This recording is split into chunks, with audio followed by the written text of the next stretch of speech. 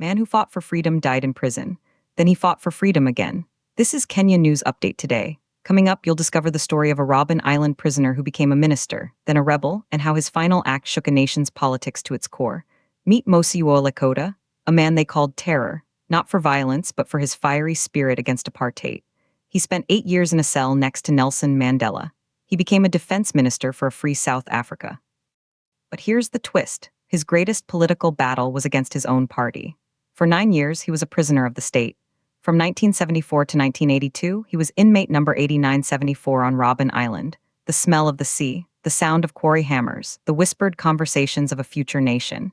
He was released, but the fight wasn't over. He was jailed again for continuing the struggle. But here's what nobody's talking about. The struggle didn't end with freedom. It changed shape.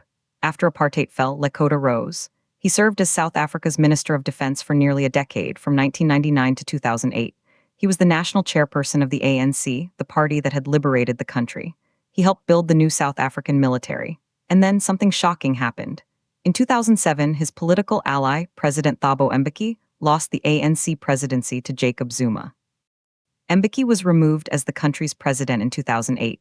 Lekota's relationship with the ANC soured. He saw the original agenda of the struggle being hijacked, so he made a choice that would change everything. He walked away. In 2009, he formed a breakaway party called the Congress of the People, COPE, and here's the part that will blow your mind.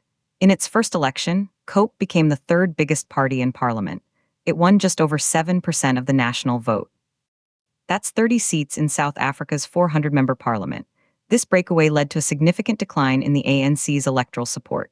For the first time, the ruling party bled. Many former ANC members and leaders left to join Lekota. He literally strengthened the voice of opposition parties overnight. But the story takes another turn. Factional struggles within COPE led to its gradual decline. Fast forward to 2024.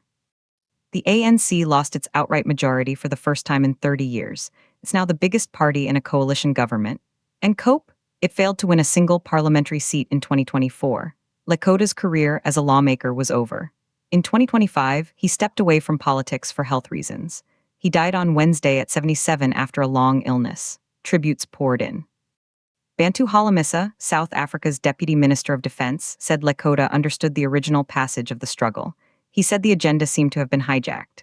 So what's the impact? This is bigger than one man's life. It's a story about loyalty, principle, and the painful evolution of a liberation movement into a political party. Some say he was a principled rebel who held power to account. Others say he split the vote and weakened the movement he helped build. The tension is real. But here's the unanswered question. If the original agenda was hijacked, who is steering the ship now? The man who sat with Mandela is gone. The party he built is gone. But the debate he started is very much alive. Do you think breaking away strengthens democracy or weakens the cause? Drop your take in the comments. Subscribe to Kenya News Update today for more stories of courage and consequence from across the continent.